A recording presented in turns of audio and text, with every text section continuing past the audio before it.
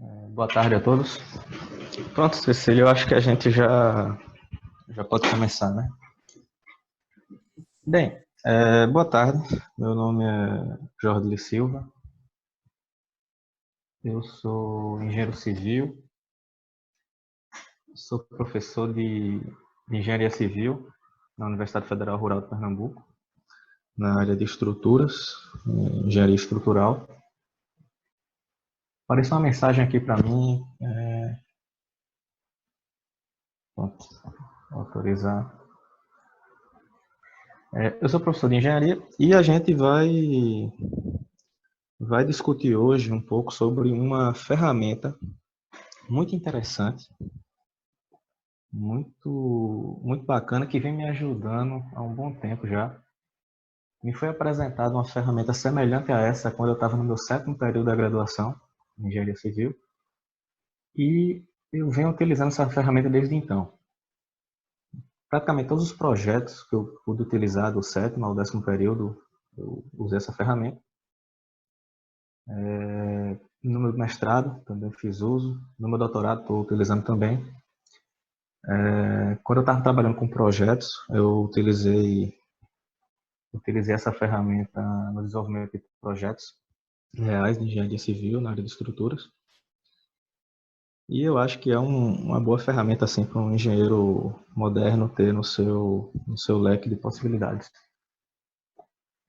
Mas antes de eu começar, tá todo mundo conseguindo me ouvir? Cecília, tá ok o áudio? Cadê? Eu não consigo ver o chat. Então, tá tudo ok, né? Pronto, então vamos começar. Tudo ordem. Massa, vamos lá. Boa apresentação. Obrigada aí pela colaboração, pela palestra. Tá certo. Bem, essa apresentação eu não vou tratar direto através de slide, PowerPoint ou coisa do tipo. A gente vai trabalhar diretamente no programa. Eu acho que assim fica melhor o aprendizado. Então é interessante que vocês tenham o programa instalado para poder reproduzir alguma coisa que eu vou apresentar para vocês. Eu vou tentar espelhar aqui a minha tela que está da internet, do Chrome. Eu acho que já apareceu para vocês, não foi? Isso aqui é a página do Chrome. Eu não consigo ter acesso ao chat, eu não vejo as perguntas de vocês. Vou abrir um espaço no final para avaliar. É a janela da internet, esse é o site do programa. O programa que a gente vai utilizar é o SMF Studio. Você tem duas opções para você fazer seu download. Esse aqui. Você tem duas opções para fazer seu download. Ou você baixa a opção de desktop, para você instalar no seu computador e fazer as atividades. Ou você pode fazer o download da versão de smartphone. Como o programa ele acaba sendo muito pequeno, 2 megabytes, menor que uma música, tamanho de uma música, existe uma versão dessa ferramenta para smartphone. Você pode baixar para o Android, para o iPhone, independente de qual seja seu smartphone. Então é interessante você, agora, se possível, eu acho mais interessante a versão desktop, mas você pode pegar o seu celular agora, entrar na loja de aplicativos do seu smartphone, fazer o download desse programa e tentar reproduzir. Eu vou apresentar, acho que assim vai ser mais interessante. Acho que caiu aqui. Então, tente fazer esse download e reproduzir o que eu vou apresentar. Beleza, primeiro o título da apresentação. Eu estou chamando de resolução. Simplesmente cliquei num ponto ali da minha folha. Nota que essa folha aqui, esse papel quadriculado, lembra muito uma folha de memória de cálculo, que a gente pode utilizar para fazer nossos cálculos. Essa é a interface do programa, a interface bem amigável, não tem muito o que se assustar. E eu aperto no botão do Ctrl do teclado e aquela bolinha do mouse consigo tirar e colocar zoom na minha vista. Então eu clico no meu ponto aqui, resolução, prática de problemas de engenharia civil via SMF Estude. Pronto, esse vai ser o título da nossa apresentação. Eu posso formatar um pouco esse meu texto. Seleciono e tem algumas opções de formatação. Eu posso, por exemplo, aumentar a fonte aqui, 14, ficou meio grande. Aumentar o tamanho da letra, né? 13. A mudança da fonte da letra realmente é uma coisa que não tem nesse programa. Quanto a isso, fica um pouco a desejar, realmente. Mas eu posso fazer outras formatações. Eu posso pintar aqui, posso fazer uma caixinha ao redor do meu texto para realçar. Eu posso pintar o fundo do texto. Eu gosto de pintar de preto e deixar a letra branca. Letra branca. Acho que fica legal. Pronto, então, meu nome. Opa. Professor Jorge do Silva. Beleza. Ele vai começar a fazer nossa memória de cálculo usando o programa. Essa apresentação ela vai ser dividida em alguns tópicos. O primeiro tópico que a gente vai trabalhar vai ser operações matemáticas básicas. E eu vou dizer que esse aqui é o meu primeiro tópico. Ok? Pronto. Até aí, nenhuma novidade, né? Eu posso pegar um outro programa, sei lá, um Microsoft Word, e ele consegue fazer tudo que eu estou fazendo aqui até melhor. Porém, agora começa o ponto interessante dessa plataforma. Se eu digitar 1 mais está igual, ele calcula automaticamente para mim. Então, é uma forma simples assim de você explicar o que seria esse SMath. Você pode pensar como se fosse um Word, um Microsoft Word, que faz cálculos automáticos para você. Isso pode parecer uma besteira, mas isso realmente facilita muito a nossa vida, como eu vou mostrar mais para frente. Além dele fazer esses cálculos automáticos, por exemplo, eu tenho 1 mais 1. Se eu quisesse modificar, não é 1 mais 1, é 1 mais 2. Se eu estivesse fazendo isso no Word, escrevendo na memória de cálculo, algum memorial descritivo, alguma documentação de engenharia, eu teria que ir aqui e modificar o valor da resposta para 3. Nessa memória de cálculo, não. Todo cálculo que eu coloco, ele atualiza a resposta para mim. Isso evita erros. Eu tenho algumas outras ferramentas básicas da matemática. Por exemplo, tem aqui essa letra π. Se eu botar π igual, ele já calcula o valor de π. Então, eu não preciso nem me preocupar com essa precisão. Se eu colocar, sei lá, menos 4 e apertar essa funçãozinha aqui do valor absoluto, ele me dá o módulo de menos 4, que no caso é 4. Outro cálculo automático que esse programa me permite fazer. Pronto, tem uma coisa que a gente usa muito na estatística, que é o fatorial. 5 fatorial. 5 fatorial, no caso, é 120, porque é 5 vezes 4, que é 5 menos 1. 5 vezes 4, vezes 3, vezes 2, vezes 1.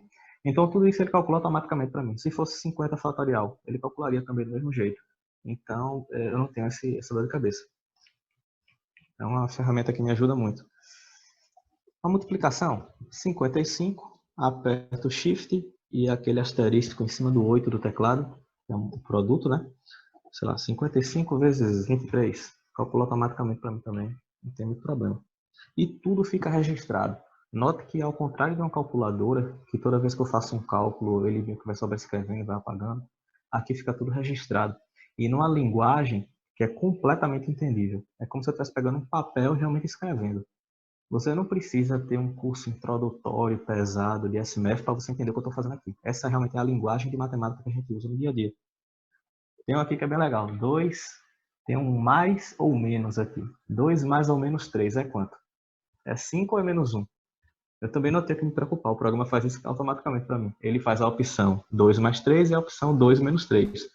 Porque 2 mais 3 é 5, 2 menos 3 é menos 1. E isso é bem interessante. Outra. 8 acento circunflexo, 8 ao cubo, aperta igual, 512. Outro cálculo automático. Divisão, vamos fazer uma divisão aqui. Um número grande por outro número aí.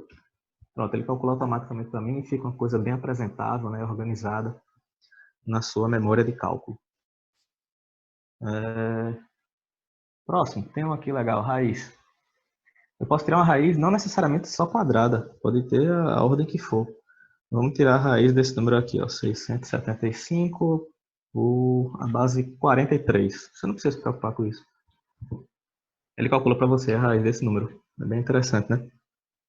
Então, eu gosto de pensar nesse programa como se fosse um Word, um Microsoft Word, pensando assim, grosseiramente, um Microsoft Word que faz cálculos automáticos para mim. Eu posso fazer todo o meu memorial descritivo, toda a minha rotina de cálculo, toda a memória do meu projeto,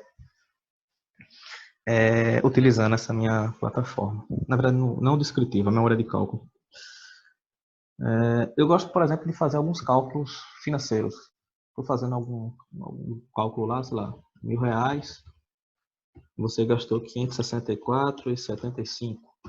Pronto, ele já calculou para você a subtração bem direitinho. E fica uma coisa apresentável. Tem como você fazer uma memória bem organizada com isso. Pronto, essa foi a primeira etapa, né? Uma breve apresentação do programa. Vamos para a segunda parte. A segunda parte, trabalhando com variáveis. E eu vou chamar isso aqui de 2 pontos. A segunda parte da nossa apresentação. Às vezes, quando eu quero somar dois números, como eu fiz agora há pouco, note que eu posso selecionar Ctrl+C, Ctrl+V. Onde eu clico, eu posso fazer um Ctrl+V e ele cola para mim. E depois posso selecionar, apertar nas setinhas do teclado e usar minha memória. Como eu não quero isso, eu seleciono tudo e aperto Delete. Às vezes eu quero, sei lá, somar dois números e não necessariamente eu quero toda vez precisar modificar um dos números 6 para eu modificar minha soma. Eu quero somar, sei lá, duas variáveis. Um exemplo simples que eu posso fazer é, sei lá, A mais B. A mais B, ele não consegue calcular. Por quê? Eu não disse para ele quem é A e quem é B. Como é que ele vai somar duas coisas que ele não sabe o que são? Então, eu tenho que definir. Vamos dizer que A é, sei lá, 3 e B para mim é 7. Sei lá, eita, N não, B. Ele continua errando. Por quê? A lógica desse programa é que ele começa a ler de cima para baixo. Então, lendo de cima para baixo, quando ele chega aqui na soma, ele ainda não sabe quem é A. A vai ser dito ainda no futuro, na linha de baixo. Então, eu tenho duas opções. Ou eu pego minhas funções, minhas variáveis e jogo para cima, ou eu pego minha equação e jogo para baixo. Porque aí, quando ele lê, ele percebe que as variáveis, a variável A é 3, a variável B é 7, e a soma das duas fica sendo 10. Pronto. Isso aqui é um exemplo bem simples de como a gente pode tentar trabalhar com essas variáveis. Eu vou chamar isso aqui de exemplo simples. Exemplo bem simples para a gente entender um pouco do funcionamento. Eu posso até colocar essa soma na lateral aqui, porque ele consegue ler, ele também lê da esquerda para a direita. É de cima para baixo, esquerda para a direita. Agora, se eu pegar essa soma e jogar um espaço para cima, ele já dá erro. Tem que ser imediatamente depois e abaixo.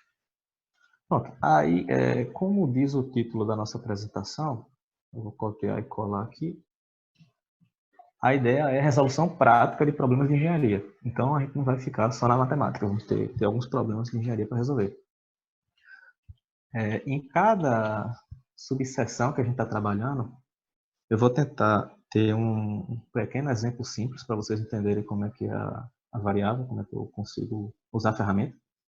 E vou ter um exemplo prático em seguida. Agora a gente vai ter um exemplo prático da questão de trabalhando com variáveis. Esse exemplo que a gente vai trabalhar é o chamado cálculo da tensão máxima de flexão em uma viga com seção retangular. Cálculo da tensão máxima de flexão em uma viga com seção retangular. Esse é um exemplo prático, clássico da engenharia civil. Eu vou agora, eu acho que não está aparecendo para vocês, provavelmente está aparecendo ainda na tela do programa, mas eu estou aqui na área de trabalho, eu estou abrindo uma figura que eu separei para essa apresentação. Nessa figura tem uma imagem de uma viga, abri no Paint, selecionei a viga, Copiei. Estou voltando para o SMF. Tirei um pouco o zoom e colo a imagem da minha viga. Ou seja, eu também posso colocar imagens na minha memória de cálculo. Eu vou reduzir um pouco aqui. Pronto, essa é a viga que a gente vai tentar calcular ela agora. Uma viga com seção retangular. Essa aqui é a seção da minha viga retangular. Essa é a base, essa é a altura, esse comprimento é o vão. O vão da minha viga é essa dimensão aqui, é a dimensão maior. Eu posso chamar essa dimensãozinha aqui de baixo de base. É a menor dimensão da viga, essa viga retangular. E eu posso chamar essa altura daqui de altura. Note que o que eu chamo de seção transversal é o que é formado pela base e pela altura. A outra dimensão é o que eu chamo de vão da viga. Ok?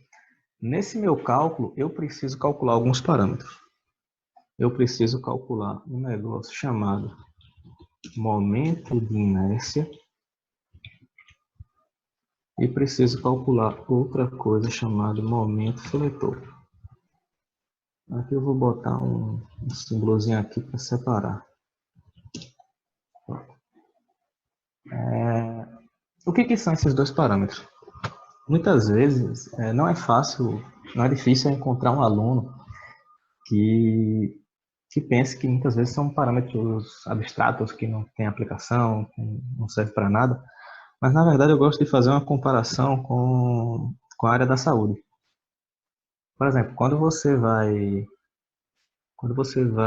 aferir a pressão de uma pessoa, a gente geralmente tem um parâmetro na cabeça, tem um número mágico, que é aquele famoso 12/8, né? A gente tem essa noção que se a pressão estiver muito acima desse 12/8, dessa relação, o paciente, né, a pessoa, ela pode estar com uma pressão alta. E o contrário também existe essa lógica, né? Se estiver muito abaixo desse 12/8, a gente pode imaginar que está com a pressão baixa. Sendo que na prática, o que é esse 12/8? Na verdade, isso é uma abstração que os pesquisadores imaginaram. Você levanta esse parâmetro para que esse parâmetro ajude o profissional na tomada de decisão. Momento de inércia e momento fletor é praticamente a mesma coisa. São parâmetros que são abstrações. É como se você estivesse aferindo a pressão da viga, sei lá. Você está fazendo uma abstração do comportamento da sua estrutura para que o profissional, o engenheiro, consiga ter uma tomada de decisão coerente com a situação. No momento de inércia, nessa situação aqui, a gente pode utilizar essa fórmula. O momento de inércia é a base vezes a altura ao cubo. Note que estava selecionado 3, eu tenho que apertar espaço. Quando eu aperto espaço, ele aumenta a seleção. Agora ele está selecionando o h ao cubo, aperta espaço, está selecionando o b vezes h ao cubo, BH3/12. Essa é a minha fórmula do meu momento de inércia. Quando eu mando calcular, ele reclama. Eu não sei quem é B, não sei quem é H. Então, eu tenho que informar esses parâmetros. Eu já sei que B é o valor dessa base e H é o valor da altura. Vamos dizer que nessa viga, a base, que eu estou fazendo B igual, eu já defini lá em cima. Como eu já defini lá em cima, eu posso defini-la novamente fazendo o seguinte. B, 2 pontos, que é o em cima da vírgula. Aí ele faz essa definição, vai se definir novamente. É semelhante aqui. Eu vou dizer que esse meu novo B é igual a 20 centímetros. Deixa eu apagar isso aqui. Vou fazer de novo. Carregado. B, 2 pontos, 20 cm, centímetro. Note que o programa já diz. Você está querendo fazer o quê? Qual esse outro parâmetro, concatenar, centímetro, sim, eu quero centímetro, que é 10 a menos 2 metros. Quando eu clico aqui, ficou azul. Note que agora ele está entendendo que isso aqui é 20 centímetros, não é 20 de qualquer unidade. Ele já atribui a ideia de centímetro. Deixa eu organizar aqui. E a altura da minha viga, eu vou dizer que a altura da minha viga aqui é, aperto 2 pontos, 40 centímetros. Note que depois disso ele já calculou automaticamente para mim o valor do meu momento de inércia. Porém, eu não gostei dessa saída. Eu não quero trabalhar com metro a quarta. Note que eu entrei com os parâmetros em centímetros, ele internamente já calculou tudo para metro a quarta. Ele não calculou em centímetros. Digamos que eu quero em centímetros. O que eu faço? Eu clico aqui na minha saída, clico no quadradinho preto, centímetro. Ah, você quer centímetro? Sim, quero. Centímetros a quarta. Então ele já fez toda a conversão de unidades para a unidade que eu queria, em centímetros a quarta. Eu não gostei de ter 4 casas decimais. Para mim tem muito. Então eu clico aqui com o botão direito, casas decimais, 4. Não, eu quero, sei lá, 2 tá bom. Ele já resolveu para mim. Digamos que eu estou em algum cálculo, e nesse meu cálculo eu estou usando alguma unidade americana, que o pessoal dos Estados Unidos costuma usar para esse tipo de informação. Digamos que ele está usando polegada. Eu boto o i aqui novamente, igual. Ele já calculou o valor de i. Então, sempre que eu chamar i aqui embaixo, i maiúsculo igual, ele já tem calculado. Se eu chamar em cima, i maiúsculo igual, ele reclama. Nunca foi calculado. A partir daqui, onde eu chamar i, para mim ele já está calculado. Eu posso clicar aqui, colocar uma unidade, sei lá, IN, IN minúsculo, que é polegada. Ah, a polegada é 2,54 vezes 10 a menos 2 metros. É isso mesmo que eu quero. E é uma unidade de distância quarta, então eu boto, sei lá, polegada a quarta. Então percebe que com esse programa é muito fácil você fazer conversão de unidade. Você entra com um parâmetro em centímetros, ele calcula em metro, você manda ele calcular em polegada, não tem essa dor de cabeça. Eu gosto de pensar que quando você vai fazer algum cálculo, você tem 2 trabalhos. Você tem um trabalho braçal, de parar, escreve, errou, apaga, rasura, aquela bagunça toda, que às vezes é necessário. E você também tem um trabalho intelectual, que é qual cálculo eu vou fazer? Se acontecer isso, o que eu devo fazer agora? Eu gosto de pensar que esse programa ele elimina praticamente toda a parte do trabalho braçal e você fica apenas com a questão intelectual. Você tem que pensar. Não adianta ter uma ferramenta poderosa dessa se você está fazendo os cálculos errados, pedindo as variáveis erradas. Deixa eu modificar aqui, botar 2 casas decimais, está mais organizado. Então eu já tenho o meu momento de inércia. Esse é um parâmetro importante. Parâmetro importante. Eu quero realçá-lo. Você clica aqui, cor do fundo, bota essa cor. Pronto. Então na minha memória de cálculo, está ficando até já mais apresentável, né? Começou do zero. Meu momento de inércia está realçado. Vamos para o fletor agora. O momento fletor às vezes é meio complicado você calcular, depende muito do tipo da sua estrutura. Digamos que a gente está com um tipo de estrutura aqui bem simples. Deixa eu dar uma olhada aqui, alguém falou. Você poderia repetir como modificar a unidade de medida do momento de inércia? Claro, rapidinho. Vamos lá. Eu vou chamar o i aqui, né? Já está calculado, certo? Pronto. Aí, quando eu clico numa variável que já foi calculada, e já está com a variável aqui, a unidade certinha, vai aparecer um quadradinho preto do lado. E digamos que eu quero isso em milímetros. Digamos que eu estou fazendo um cálculo e não precisa de centímetros, tem que ser em milímetros. Você bota mm. Aí ele já pergunta, essa unidade de pressão aqui, essa outra unidade aqui, massa do neutrão, várias unidades, né? Todo tipo de coisa. Você bota em mm, que é milímetros, ele já tem calculado, já está até em português, você percebe que está em milímetros português. Clica, ficou azul. No que ficou azul, ele já entende que é milímetro, sendo que eu quero em milímetros a quarta. Então você bota o chapéuzinho do circunflexo, 4, pronto, já calculou. Agora está em milímetros. Certo? Pronto. Cadê? Eu acho que... sim, ele respondeu. Ok.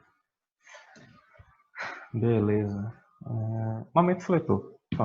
Momento fletor, às vezes, é complicado você calcular, porque ele depende de muita coisa. Depende dos apoios que estão na sua viga, depende da carga que está na sua viga. Vamos imaginar que esse aqui é um exemplo bem simples, um dos primeiros exemplos que a gente vê em sala.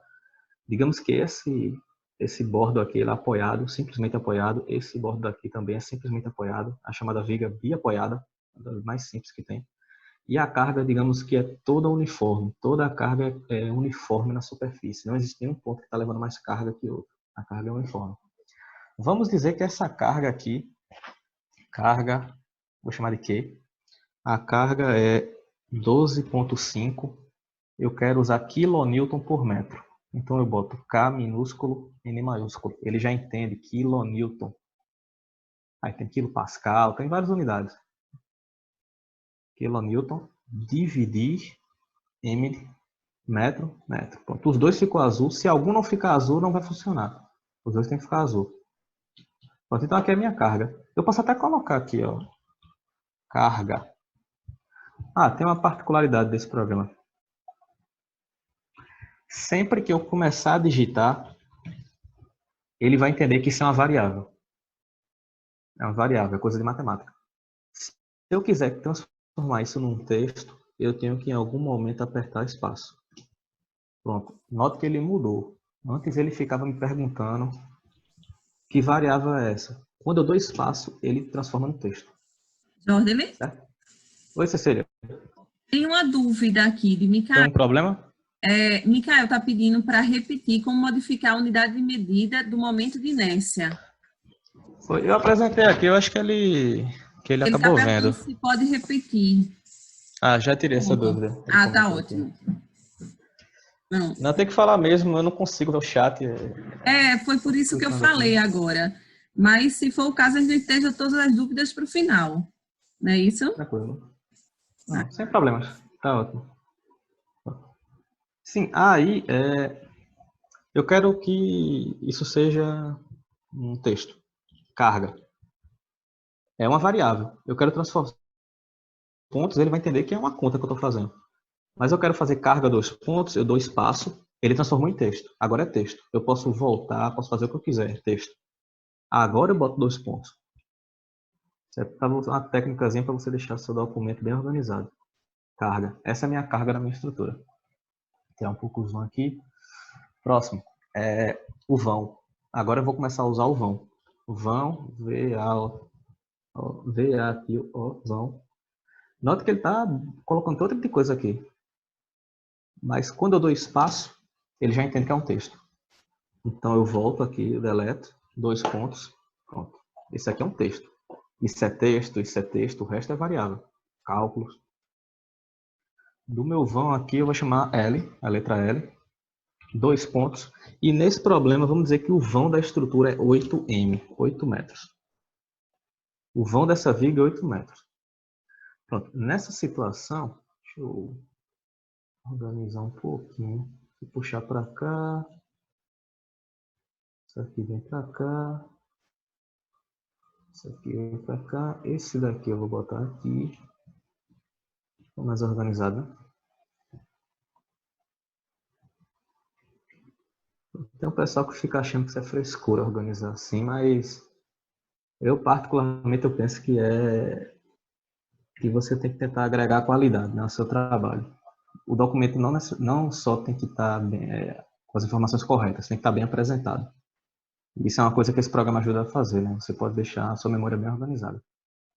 Pronto, então a fórmula do seu momento é Q vezes L ao quadrado dividido por 8. Essa é a famosa fórmula, a famosa equação do momento fletor que a gente vai utilizar aqui. Quando eu aperto igual, ele já dá uma resposta para mim na unidade de Joule, que é força vezes distância, né? Quando eu clico aqui e aperto no quadradinho preto, eu posso pedir isso aqui em quilonewton com K minúsculo vezes metro. Essa é a unidade de momento fletor. Então a gente encontra um momento fletor igual a 100 quilonewtons. Nota que passou, ele já não entende quem é o L. Tem que ser abaixo. Pronto. Aqui está o nosso momento fletor calculado. Pronto. Agora eu quero calcular a tensão máxima que o material dessa viga vai estar submetido. Eu vou utilizar a chamada equação de Navier. Navier, engenheiro francês, engenheiro civil, que é o chamado pai da análise estrutural. A equação de Navier é sigma. Outra vantagem do programa, eu não preciso ficar digitando sigma, como às vezes eu faço na memória no Excel, por exemplo. Eu posso simplesmente vir aqui nos meus símbolos, encontrar a letra grega, sigma, e eu trabalho com as próprias letras gregas das variáveis que a gente acaba encontrando em livro e tal. Não preciso ficar inventando, modificando a representação, né? Então, sigma é m dividido por w. Naturalmente, ele não consegue me calcular porque ele não sabe quem é w. Quem é w? Esse w a gente chama de módulo resistente. Deixa eu alinhar aqui. Cadê? Módulo resistente elástico. W. Como é que eu posso calcular esse W? Você pode pegar o momento de inércia, dividir pela altura, dividido por 2. É a metade da altura. Quando ele calcula, ele dá essa unidade aqui, eu não gostei muito, metro ao cubo. Digamos que eu quero, sei lá, centímetros. Novamente aqui para o rapaz que ficou com dúvida. Clico no pretinho, cm, aperta, está em centímetros, eu quero ao cubo. Pronto, já está a minha unidade aqui. Eu não gostei desses 333. Botão direito, clica, botão direito, casas decimais, eu quero 2. Tá ótimo. Pronto, então esse é meu módulo resistente. E note que ele já calculou para mim essa minha tensão. Essa unidade também está horrível, não gostei. Clico nela, aperto aqui no quadradinho preto, MPa, unidade de pressão que eu gosto de usar, megapascal. Aí eu posso clicar aqui, ótimo. Pronto, essa é a minha unidade de tensão que eu vou usar. Para essa viga, seguindo a nossa equação aqui, a gente obteve uma tensão igual a essa. Deixa eu copiar aqui o meu sigma. Na verdade, não preciso nem copiar. Eu clico aqui. Quando eu defino o sigma novamente, ele já sabe qual é a minha tensão, né, que foi calculada. Vou botar MPa novamente. E como ele é como foi uma resposta importante, eu vou realçar. Clico aqui no amarelinho. Pronto. Então, essa é a minha tensão. Ótimo. Aí começa o problema. Digamos que... Vou botar aqui. Digamos... Pronto, viram? Eu dei o espaço, é tudo equação. Digamos, dei espaço é texto, agora é texto. Digamos que o material aguenta no máximo 10 MPa. O material aguenta no máximo 10 MPa. Vou botar uma caixinha aqui, porque é um comentário. Aguenta no máximo 10 MPa. E pelos meus cálculos, a tensão está dando 18,75. Não passa, vai dar problema.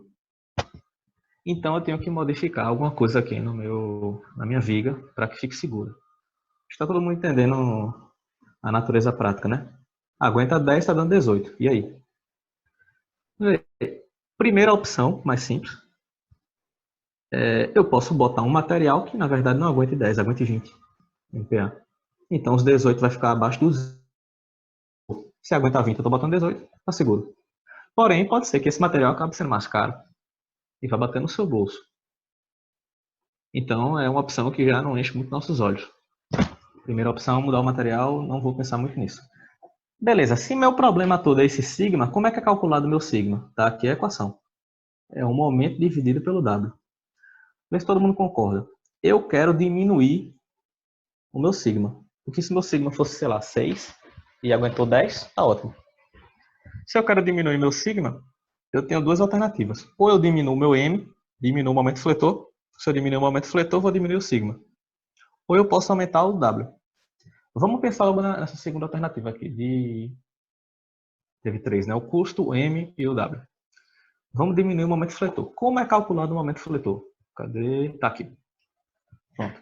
O momento fletor depende de 3 coisas. O 8 é uma constante, é um número. Então sobra 2. O Q é a carga. Note que essa carga aqui, a minha viga, ela está sendo construída, está sendo projetada justamente para resistir essa carga. Então, às vezes a gente não tem muito controle quanto à modificação do carregamento. Então, não posso imaginar que a carga está menor. Às vezes eu não posso muito trabalhar em cima disso. Então, acaba sobrando o L, que é meu vão. Então, Você consegue perceber que como o L está ao quadrado, se eu diminuir o meu vão pela metade, o momento não diminui pela metade, ele diminui um quarto, devido ao fator do L estar ao quadrado. Então, note que o momento é 100. Se no lugar do 8 eu colocar 4, diminui pela metade o vão. Meu momento fletor cai um quarto, vai para 25. E a minha tensão, que outra hora era 18 e pouco, foi para 4 e alguma coisa, passou folgado. Então você consegue perceber que nesse meu cálculo aqui, o vão é muito importante. O vão tem um papel muito importante. Se eu voltar para o vão original, que era 8 metros, minha tensão aumenta bastante, realmente não passa, e isso é o problema que a gente está tentando resolver. Sendo que essa equação, apesar dela ser muito simples, ela carrega consigo um significado bastante forte, que é a influência do vão, da viga, tem no seu comportamento. E esse é um ponto que acaba gerando algumas discussões do pessoal da engenharia com o pessoal da arquitetura. Às vezes a gente tem algum projeto que tem um conceito de ter grandes vãos e etc. Foi assim que foi projetado. Mas é preciso ficar claro que quando você aumenta o vão, você precisa dar mais subsídio à sua estrutura para ela resistir a esse formato, né, mais ousado. Então é o que a gente está retratando aqui. Você consegue ver, quando eu diminuo o meu vão, a tensão cai drasticamente de 18 para 4 e esse material com 10 passa. Então esse é um ponto que acaba gerando muitas conversas. Mas digamos que nessa situação, para esse projeto em específico, o cliente gostou, o vão grande, vai dar alguma característica arquitetônica legal para o projeto. Então a gente tem que trabalhar com esse 8 metros aqui mesmo. O momento vai ser 100. Então sobrou a última alternativa. A última alternativa que eu posso fazer para melhorar meu problema é mexer no W. Se eu quero diminuir o meu sigma, esse 18 está muito alto, o que me resta fazer é aumentar meu W. Eu tenho que aumentar meu módulo resistente. Eu posso tentar entender essa equação de outra forma. Porque o meu I é BH3 sobre 12. Se eu dividir isso por H sobre 2, eu fico com o W, é B, vezes o H corta com o outro H, fica H ao quadrado, né? E o 12 corta com o 2, vai ficar 6. Note que é a mesma resposta. Deixa eu botar na mesma unidade aqui, ó. Clica no quadrado preto, CM, eleva ao cubo e modifico aqui minhas casas decimais para 2. Note que essas duas equações são equivalentes. Eu vou trabalhar logo com essa porque é mais fácil de você enxergar. Então, o meu objetivo aqui é diminuir o sigma, tenho que aumentar o W. Para aumentar o W, o que eu posso fazer? O 6 é um número, não posso mexer. Eu posso aumentar a base ou aumentar a altura. Note que, da mesma forma como o L ao quadrado aqui deixa bem importante o L para o cálculo do M, a mesma coisa vai acontecer com H. O que é mais sensível aqui para aumentar o meu W? É aumentar o B ou aumentar o H? Se eu dobrar o B, o meu W vai dobrar. Dobrou o B, dobrou o W. Se eu dobrar o H, o W não dobra, ele quadriplica. Então vamos tentar fazer uma tabelinha aqui para todo mundo entender o que vai acontecer. B, H e sigma. Massa? Pronto. Vou fazer uma tabelinha aqui para a gente tentar entender o que está acontecendo. Eu estou fazendo meu cálculo, vou até realçar isso aqui, que são variáveis importantes. São os dados de entrada principais aqui nos cálculos. Isso. Opa. Esse aqui. Certo? E meu vão também se mostrou bem importante, não foi? Pronto. O meu primeira situação foi um 20, a altura foi 40 e a minha tensão deu 18,75. Pronto. Eu vou tentar agora, no lugar de eu botar uma base de 20, eu vou botar uma base de 30. Você consegue perceber a vantagem desse programa. Todo o cálculo que eu estou fazendo nos últimos 15 minutos, sei lá, já foi refeito. Tudo atualizado, momento de inércia, módulo resistente, tudo foi recalculado. E tu percebe que o valor final que eu estou procurando, que é a tensão, caiu de 18,75, da 18,75, né, para 12,5. Então eu vou copiar aqui, fazer mais uma linha nessa minha tabelinha aqui. 12,5. E esse daqui é 30. Sendo que mesmo assim não passa. Aguenta 10, né? Eu quero 12,5.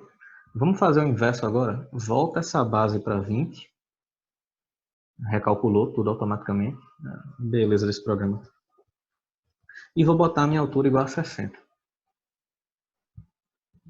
Vou tabelinha. A altura agora voltou para 20. A base voltou para 20, a altura voltou para 60. Isso aqui, deixa eu mudar as casas decimais, 2 casas. Foi para 8,33. Então agora passou. A minha tensão é 8 e pouco, menor que o 10, está ótimo, passou. Sendo que você consegue perceber que, nesses 2 casos, eu estou teoricamente gastando o mesmo material. Porque se tu consegue perceber que 30 vezes 40 é a mesma coisa que 20 vezes 60. Correto?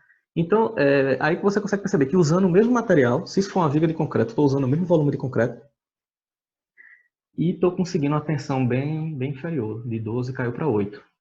Então, isso é uma característica do problema que acaba justificando o porquê que a gente muitas vezes encontra na prática muitas vigas que têm esse tipo de formato, uma altura tendendo a ser maior do que a base. Porque realmente essa é a disposição que me dá um aumento de inércia grande, me dá também um módulo de resistência maior e me ajuda a ter uma tensão menor. Isso aqui é uma bem simples, que mostra essa característica do comportamento da estrutura. E a gente consegue ver isso bem facilmente, sem precisar ter muito desgaste fazendo cálculos manuais, usando a ferramenta do SMF. Ok? Ok? Tá ok, né? Pronto, vou continuar para mais um exemplo. A gente terminou a segunda parte aqui de trabalhando com variáveis. Vamos para nossa próxima área aqui. A gente vai falar um pouco sobre solução de equações não lineares. Vou botar isso aqui com 3 pontos. Note que eu não posso começar colocando 3 pontos porque ele entende que é uma variável. Ele já bota vírgula. Então, o que eu posso fazer? Ou você faz como eu fiz agora há pouco, ou você faz 3 espaços, ele entende que é texto, volta, aí você escreve o que tu quiser. Beleza? Deixa eu ver, o 2 está nessa linha, então é aqui. Certo. Às vezes, na engenharia civil, eu tenho que resolver equações não lineares. Como eu falei mais cedo, vamos começar logo com um exemplo simples. Exemplo simples. O problema simples que eu vou resolver é f, abre parênteses, de x, igual uma função f de x, que é x circunflexo 8x ao quadrado, aqui 2x ao quadrado, mais 8 vezes x, mais 9. Pronto, essa é a minha função. Qual é a cara dessa função? Como é que eu consigo... eu vou botar isso aqui. Acho que é melhor. Como é que eu consigo saber a cara dessa função? Posso tentar traçar o gráfico. Você pode clicar em um ponto qualquer, inserir gráfico. Aqui o gráfico. Aí ele foi parar na outra linha. Eu vou fazer o seguinte, eu vou ter aqui para ficar tudo junto. Tirei um pouco o zoom. Aqui eu vou dar um pouco mais de espaço. Depois eu posso dar uma organizada melhor. Pronto. Acho que aqui está ok, né? Terceira parte, começando aqui. Pronto, esse vai ser o meu gráfico. Eu vou aumentar um pouco aqui o tamanho dele. E ele pede aqui esse meu quadradinho preto. Eu vou colocar f de x. No que eu coloco f de x, ele já traça o gráfico para mim. E nota que é uma forma interessante você estudar o comportamento de funções para o pessoal que está no básico, né, está no cálculo 1, na matemática. Se eu modificar esse 9 aqui por 15, o que acontece com a cara do gráfico? Ele sobe um pouco. Então você consegue ter até um estudo bem empírico do comportamento das funções. Se esse 8 aqui não for 8, for 15 também, ele meio que modifica do jeito que a gente viu, né? Interessante, então eu consigo ver isso. Eu quero saber quais são os zeros dessa função. Onde é que isso aqui é igual a zero? Onde é que esse negócio aqui é igual a zero? Eu posso clicar no gráfico e dar algum zoom, né? Vai, clicou.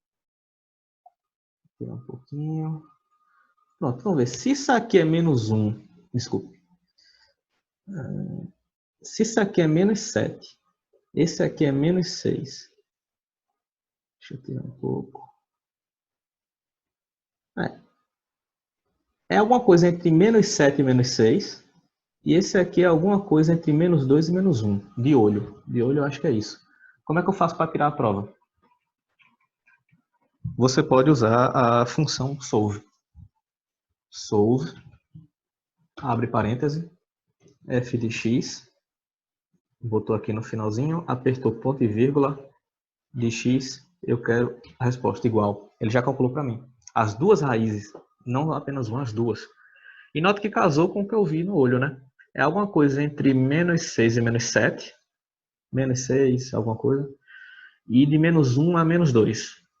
Menos 1,3 e pouco. Pronto, então deu certo. Sendo que eu não precisava usar essa ferramenta para achar essa solução, né? A gente vê muitas vezes o método de Bhaskara, né? Delta e tal. Eu posso calcular essas raízes usando esse método. Porém, eu posso tentar usar outra função, né? Deixa eu pensar em outra função aqui. Deixa eu pensar em outra função. Digamos que vai ter um f de x cosseno de x menos x. Certo? Ele já calculou o desenho. Nota que o desenho do cosseno de x menos x ele já fez. Porque como essa daqui está abaixo dessa, essa foi sobrescrita. Se eu quiser representar de cima sem apagar essa, eu posso pegar isso aqui, botão direito, desativar. Então essa daqui é como se não existisse. A partir do momento que eu quiser que ela fique ativada, eu clico aqui, botão direito, ativar. Ok? Então, só uma observação, como é que funciona o cosseno nesse programa? Você bota cosseno de 90, cosseno de 90 é 0, se não me engano. Cosseno de 90 igual, ele calculou um número bem diferente, menos 0,4481. Por que isso? Porque o padrão dele é radiano. Esse 90 não é 90 graus, é 90 radiano. Então eu venho aqui do lado 90, aperto no teclado Alt GR e a bolinha, que é junto com o ponto de interrogação. Aí ele já diz, você quer grau, que é π dividido por 180? Então, isso mesmo. Pronto, ele já calculou para mim. Eu posso até copiar aqui do lado quem é o cosseno de 0 grau. Aí é 1. E uma última observação, seno. Seno para ele não é SEN, é SIN, no inglês. Então, seno de 90 graus igual é 1. Seno de 0 graus. Nota que se eu der igual aqui, ele dá erro. Ele não entende muito bem, porque ele não está azulzinho. Nota que a bolinha do grau não está azul. Você tem que clicar, ficou azul, ele entende que é grau, agora ele calculou corretamente. Ok? Então, só uma observação para vocês entenderem. Tudo aqui é radiano. Tudo é radiano. Então, cadê? Nota que ele calculou também para mim. O zero aqui para mim, onde essa função zero é mais ou menos aqui, é alguma coisa perto de 0,7, né? Se aqui é meio e aqui é 1, é perto de 0,7. Ele calculou certinho. Se eu vir aqui e apertar em desativar, ele já calculou de cima, que a gente viu agora há pouco. Interessante, né? Então, pode ser a função mais complicadinha, ele consegue achar a solução para mim. Beleza? Então, como eu falei mais cedo, a gente está aqui para resolver problemas práticos de engenharia, né? Vamos para o nosso problema prático dentro desse tópico de solução de equações não lineares. Opa, foi negrito. Deixa eu ver. Aqui acho que tá bom. Pronto, o exemplo prático desse tópico que a gente vai estudar é um problema que é da área de hidráulica. Vamos ver um problema da área de hidráulica. A gente vai ver a equação de Cole, Brook, White, que é uma equação da área da hidráulica aplicada. Eu trouxe esse exemplo para a gente ver que, na verdade, essa não é uma ferramenta que eu posso utilizar exclusivamente em problemas de engenharia estrutural. A gente pode utilizar em outras áreas da engenharia civil também, sem o menor problema, e de outras engenharias sem muita dificuldade. Qual é a lógica desse problema? Eu quero saber qual, tá vendo, uma variável, por 2 passos é texto. Qual o fator de atrito F?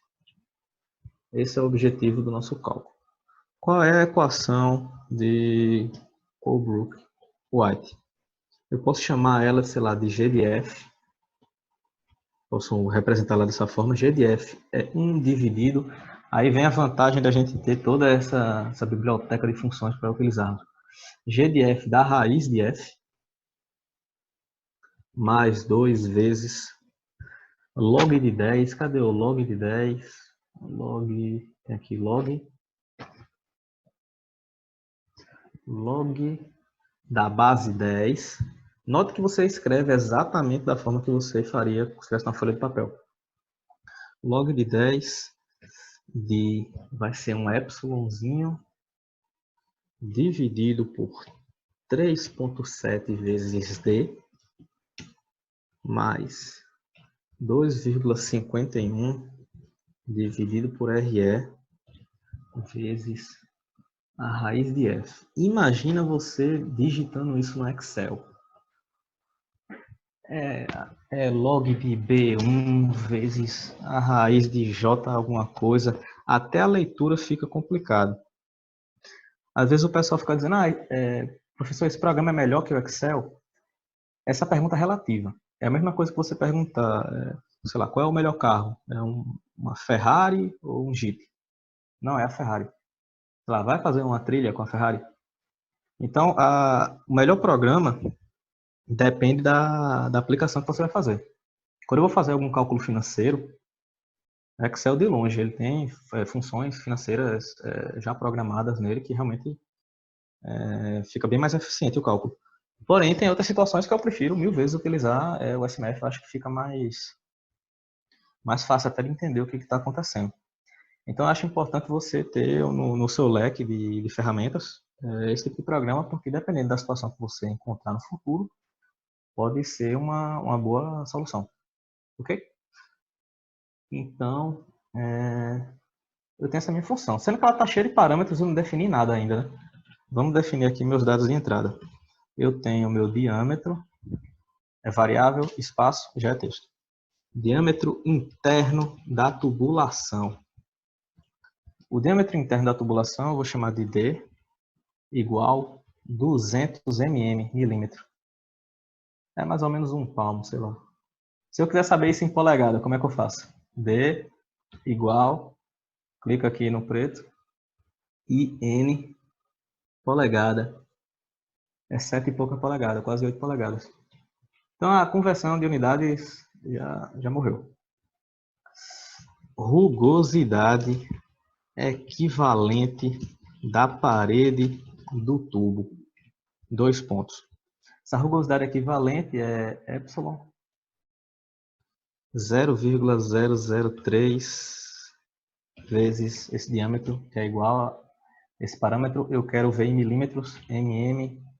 Clicou aqui, ficou azul, 0,6 milímetros. Então essa aqui é a minha rugosidade. Número de Reynolds. Número de Reynolds. O número de Reynolds aqui, eu vou chamar de RE. Ele é 200 mil. Pronto, então nessa minha equação aqui de baixo eu já defini tudo. Se eu colocar o mouse por cima e parar, não sei se dá para vocês enxergarem, a única variável que fica ainda na minha questão é o F. Porém, como é que eu vou resolver isso? Eu não posso usar a Bhaskara, não tenho uma equação fechada, provavelmente, para resolver isso. Eu posso utilizar métodos numéricos, que a gente acaba vendo em cálculo numérico. Cálculos iterativos, eu já fiz muito esses cálculos na mão, e é uma dor de cabeça danada. Finalmente, felizmente, hoje em dia a gente tem essas ferramentas computacionais para facilitar, e eu posso utilizar novamente o Solve. Então vamos tentar usar o Solve, né? Mas antes disso eu não fiz o gráfico. Eu gosto sempre de tentar fazer o gráfico. Quando você vê a função plotada, Isso dá um significado maior, né, ao que você está analisando. Acho que fica mais fácil você entender. Então, eu clico aqui, inserir gráfico bidimensional G de X. Como o gráfico é em função de X, eu não boto F, boto X. Mas é trocar F por X só. Pronto, está aqui. Esse é o gráfico dessa minha equação maluca aqui do log. Pronto, então, vou tentar dar o zoom. Onde é que isso toca o zero aqui?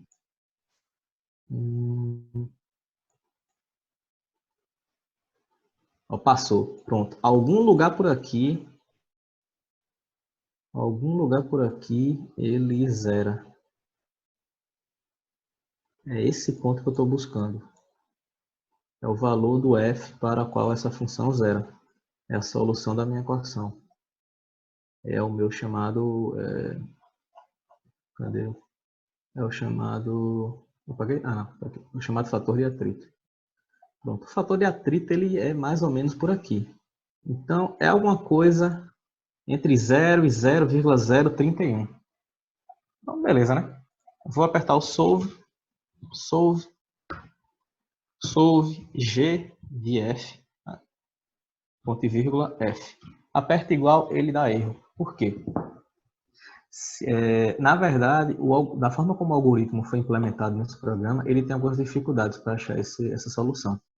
Eu tenho algumas alternativas. Primeira alternativa, eu posso vir aqui em serviços, opções, cálculo, e o intervalo que ele está buscando, eu sei que a minha resposta está, sei lá, entre 0 e 1. Não está de menos 20 a 20. Está de 0 e 1, mais ou menos.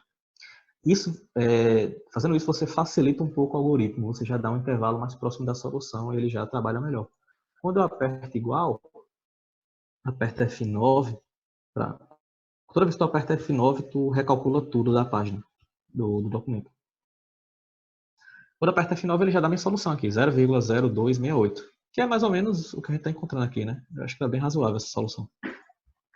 Porém, como eu mexi no meu intervalo de busca do documento inteiro, como eu mexi nesse meu... Se eu ocultar essa função e estiver trabalhando com a de cima, ele não consegue achar, porque deu menos 6 e alguma coisa, menos 1. Eu estou mandando procurar de 0 a 1. Opa, acho que alguém aqui está falando comigo. Alguém acabou levantando a mão. Tem alguma pergunta?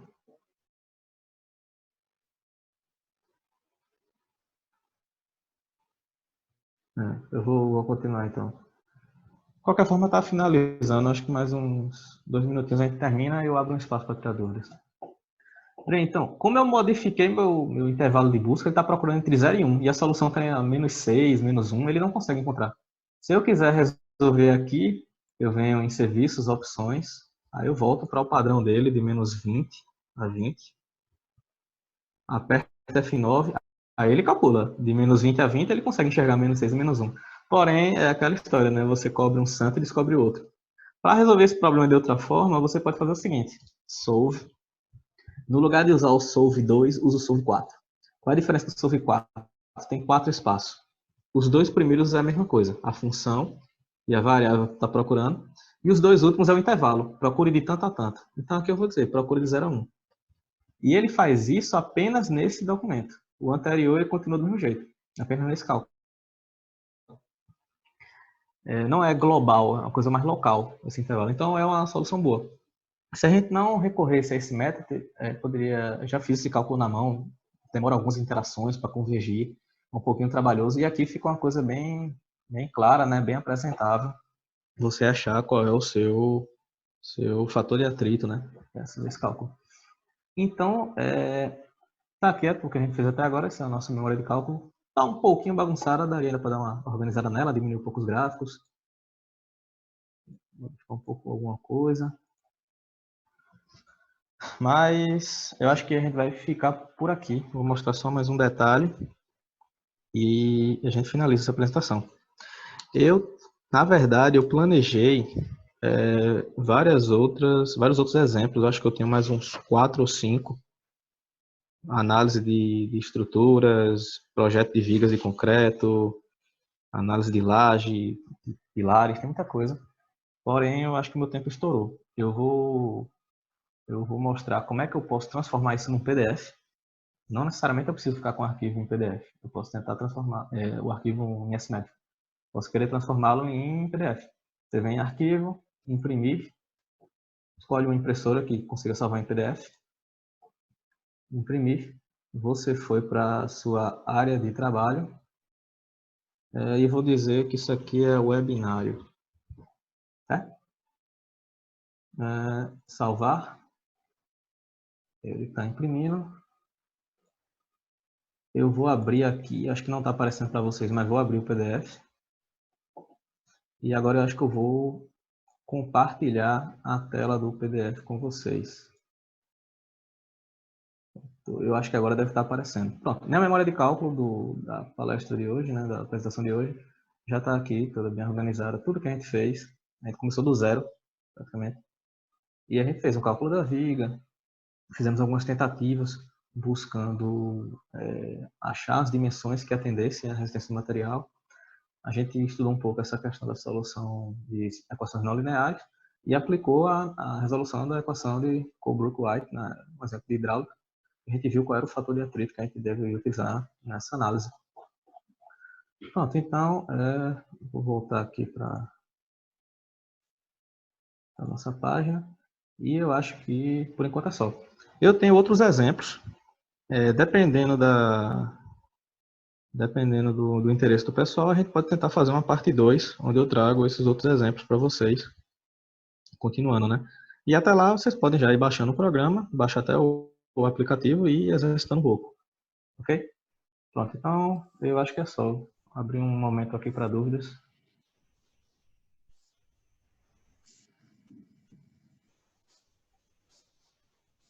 Cecília? Oi, Jorge, estás conseguindo ver o chat ou não? Agora eu estou vendo o chat. Ah, pronto. Eu posso mandar o PDF. Não tem problema não. Perguntando aqui. Poderia enviar. Posso mandar o arquivo a também lista, para Jorge, dos editar. participantes, né? Eu posso depois montar para você toda a listinha com os e-mails, se for o caso. Sem problemas. Sem problema. Manda o arquivo mesmo em SMF. Você instala o programa pequenininho, né, 2 MB, e você já consegue editá-los. Na verdade, nas minhas disciplinas, principalmente até Concreto 2, eu tenho muitas memórias que eu uso no SMF, tem umas 8, eu acho já. Aí eu salvo e passo para os alunos e eles conseguem ter acesso. Professor, cadê? Aqui mesmo acredito que você consegue enviar. Acho que tem aqui, né? Vou deixar em anexo. Cadê? Poderia mandar o PDF. Eu fiz esse segundo exemplo, mas meu gráfico ficou diferente. Mas o valor deu o mesmo. O segundo exemplo é esse, é? Cadê? Foi o Mikael. Enquanto ele fez o segundo e deu diferente. Você tem certeza que a equação está copiada certinha? Todos os dados de entrada estão ok? 1 dividido por raiz de f mais 2 log dessas duas razões. Os dados de entrada podem ter alguma diferença, né? 200 milímetros, 0003. Isso aqui é 200 mil. Tem 5 zeros aqui. De qualquer forma, quando eu passar o arquivo, tu pode tirar algumas dúvidas. Qualquer coisa, pode falar comigo e a gente vê o que faz. Tem outro professor. Pode repetir onde consigo baixar o programa. Não consigo acompanhar o começo. Não consigo acompanhar o começo. Pronto. Eu vou tentar compartilhar aqui novamente. Compartilhar a tela do Chrome. Pronto, acho que já estão vendo a minha tela do Chrome, né? Você pode ir no Google, digitar o nome do programa, SMF Studio, e você tem duas opções. Ou você baixa diretamente aqui a versão desktop, aqui eu estou colocando no mouse, 2 megabytes, é muito curtinho, muito pequeno. Ou você pode pegar o seu smartphone, entrar na loja de aplicativos dele, no caso a Google Play, se for Android.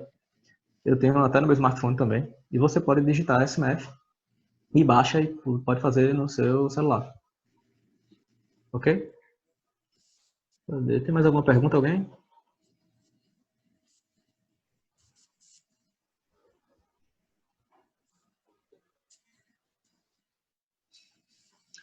Pronto. Eu acho que Que é hoje é só, isso. né, Cecília? Acho que é isso, Jorge. Muito obrigada.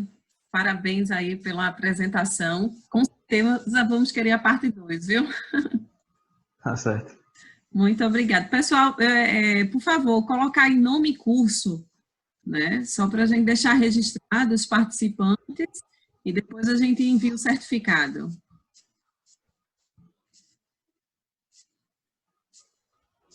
Obrigada, Jorge. Beleza. Até mais, Cecília. Até mais.